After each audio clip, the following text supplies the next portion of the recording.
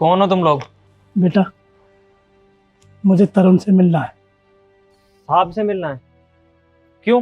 किस काम के लिए? वो बेटा, वो तरुण मेरा बेटा है। पागल हो गए हो क्या तुम दोनों? अपनी हालत देखो और साहब को देखो। हमारे साहब कितने अमीर हैं, कितने अच्छे से रहते हैं। अगर तुम उनके रिश्तेदार होते तो ऐसी फटीचर हालत में तो नहीं होते। मुझे लगता है तुम लोगों ने ना नया बिजनेस बना लिया है कि नए नए अमीर लोग पकड़ते हो और उनसे रिश्ते जोड़ने चल देते हो। जाओ यहाँ से, साहब नहीं मिलेंगे। आप ऐसे कैसे बात कर रहे हो? अरे कम से कम उनकी उम्र का तो लिहाज करो। और वो झूठ नहीं बोल रहे हैं। तरुण उनके बेटे ही हैं और वो मेरे पति हैं। आप जाकर उनसे बोलिए हम आए हैं। देखो, हमारे साहब का ना यहाँ चारों तरफ बहुत ओहदा है, बहुत रुतबा है उनका। उनकी इज्जत पर कोई दाग नहीं आना चाहिए। इसकी जिम्मेदारी मेरी है, समझे? तो तुम लोग यहाँ से निकल जाओ, वरना मुझसे बुरा कोई नहीं होगा, समझे? अरे बेटा, मैं सही कह रहा हूँ, मैं सच कह रहा हूँ बेटा। आप मेरी बात मानो, तरुण मेरा बेटा है। अरे कुछ नहीं साहब, दो भिखारी आए हैं, इनको भगा रहा हूँ। तुम लोग जा रहे हो नहीं जा रहे यहाँ से?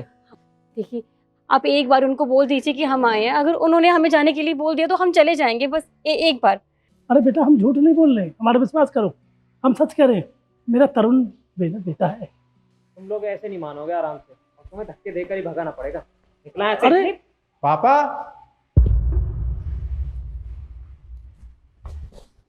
नमस्ते।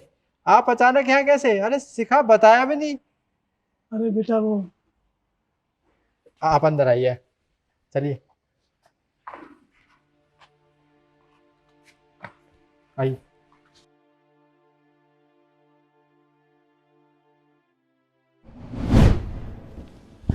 पापा, आप अचानक यहाँ कैसे? सब ठीक तो है? तुम एक काम करो, अच्छा सा शरबत बनाओ और कुछ खाने के लिए ले आओ। पहले शरबत दे देना। ठीक क्या बेटा,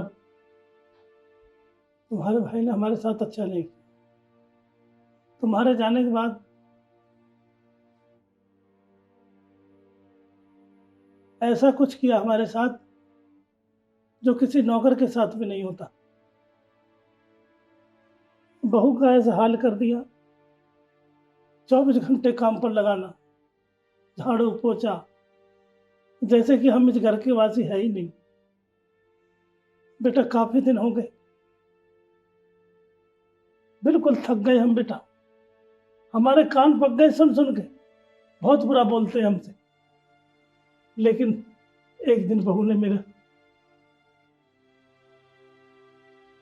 कुछ ऐसे बोला मेरे से, नहीं पापा, अब हम पे नहीं देखा जाना। अब वहां चलते हैं उनके पास। आप चलते क्यों नहीं है? अब मैं किस मुंह से आता तुम्हारे पास बेटा, उस बेटे के पास? अरे जिसको मैंने बहुत बुरा भला बोला, अपने बड़े बेटे के चक्कर में आकर ऐसा कुछ कह दिया, अब वो जिंदगी में कुछ कर ही नहीं सकता। निकल जा मेरे घर से। और मैंने बहुत बुरा किया तुम्हारे साथ बेटा, घर से भगा दिया। अब हमें क्या पता था उसी बेटा के पास आना पड़ेगा। मैं तो आना नहीं चाहता था बेटा, पर कुछ दुनिया में और कुछ देखा ही नहीं, सिर्फ बहू की बातों पर उनकी चलता हूँ बेटा। मुझे माफ कर देना बेटा। अरे नहीं पापा, आपने कोई गलती नहीं की है। गलती तो मुझसे हुई थी। और एक बात बताइए, आप माँ बाप की तो डांट में भी आशीर्वाद होता है। आपने मुझे धमकाया, सुनाया, खरी खोटी कही, इसलिए तो कही क्योंकि मैं निकम्मा था। मैं कुछ नहीं करता था। मैं नशे करता था, आवारागर्दी करता था। आपने मुझसे कहा कि मैं कुछ नहीं कर सकता, तो जीवन भर ऐसे ही रहेगा। आपकी बातें मुझे लगी तभी तो मैं शहर आया। उसके बाद मैंने सोच लिया था अब मुझे कुछ बनकर दिखाना है।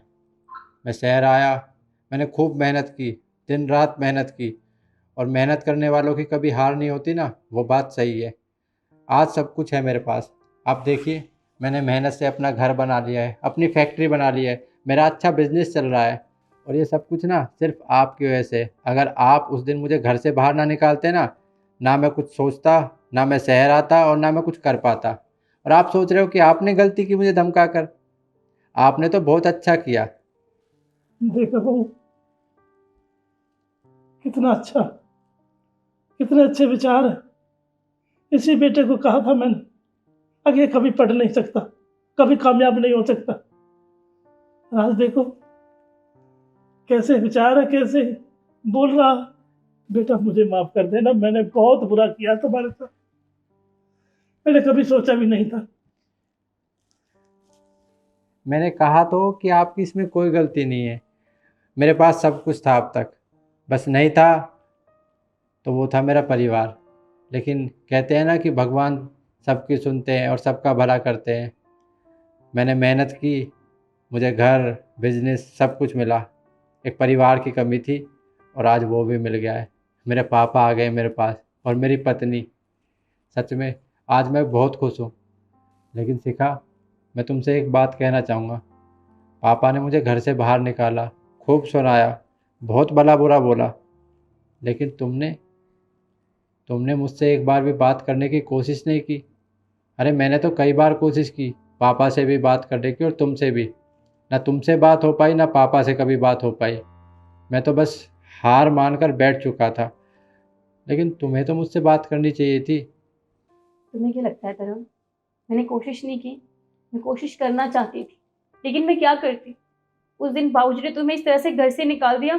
मुझे तो कुछ समझ में नहीं आ रहा था मैं क्या करूं। मेरी पूरी दुनिया उलट पुलट हो गई। या तो मैं प्यार को संभाल सकती थी या तो परिवार को। तुम तो जा सकते थे, बाहर काम कर सकते थे, तुम खुद को संभाल लेते, लेकिन बाबूजी, इन्हें कौन संभालता? जानते हो ना भैया और भाभी किस तरह का बर्ताव करते हैं। एक गिलास पानी के लिए नहीं पूछते हैं।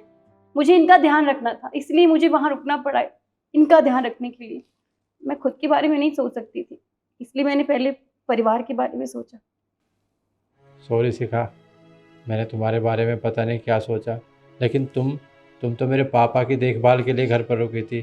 पापा, आपको बहू नहीं, बहू के रूप में एक बेटी मिली है, जिसने आपका हर कदम पर ख्याल रखा है, मेरे होने के बाद भी और मेरे ना होने के बाद भी। बिल्कुल सही कह रहा बेटा, इसमें कोई दोहराए वाली बात नहीं है। बिल्कुल लाख की बात कही बेटा। वैसे बहू का ही साथ था, अरे मेरा मरा मुंह देखता था। आप ऐसी बातें मत कीजिए। अब आप यहाँ आ गए हो, मेरे साथ रहोगे और आपको कहीं जाने की ज़रूरत नहीं है। वो कहते हैं ना कि बेटे को बाप के नाम से जानते हैं। आपके बेटे ने इतना नाम कमाया है, अब जब घर से बाहर निकलोगे ना तो सब आपको मेरे नाम से जानेंगे। देखो तरुण के पापा जा रहे हैं। आपको भी प्राउड फील होगा कि मैंने कितनी मेहनत की है ईमानदारी से। और तुम एक काम करो, अच्छा सा खाना बनाओ। मेरा परिवार आया है इतने दिनों बाद। और बाबूजी, मालकिन, मुझे भी माफ़ कर दो आप लोग। मैंने अनजाने में आपसे जो बदतमीजी करी, मुझे नहीं पता था आप कौन है, मैं आपको पहचान नहीं पाया। अरे नहीं नहीं बेटा, बच्चों से गलती हो जाती है। और फिर तू तो मेरे बेटे का साथी है, दोस्त है, तो वो चीज़ नहीं है जो हम समझ रहे थे। तुम्हें तो बहुत प्यार है। कोई बात नहीं बेटा, हमने माफ़ किया। और वैसे भी इससे पता चलता है कि तुम तरुण के लिए कितने ईमानदार हो। ये जान के हमें खुशी हुई। आप लोग बैठिए, मैं आपके लिए ना अच्छा सा खाना बना के लेके आता हूँ। अब मैं भी चलती हूँ, आप तो न बैठिए। सफ़र करके आई हो, थक गई होगी, रेस्ट कर लो, बना देगा वो खाना। ठीक है।